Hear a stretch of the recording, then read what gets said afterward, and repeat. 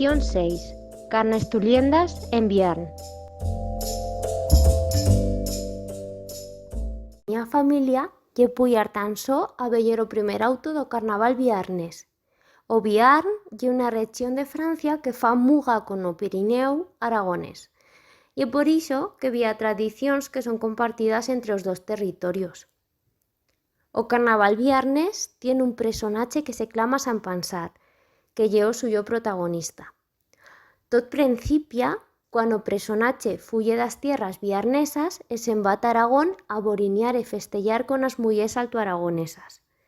Viachan con él os suyos amigos, personaches con deleras por a borina, igual como lo suyo mainate.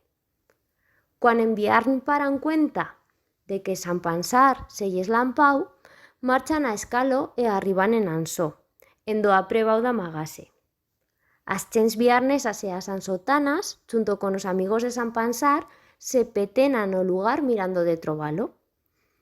A chen lo se pasa de pistón, se tañen esquillas por as carreras e se chila continuo lo suyo nombre.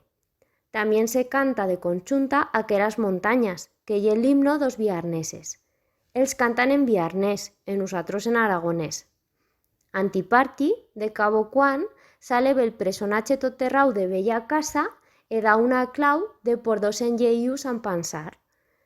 A la fin, Sant Pansar amaneix e fa un discurso en do se proclama rei dos Pirineus, e allora es comencipia una borina que se estendilla toda la nuei.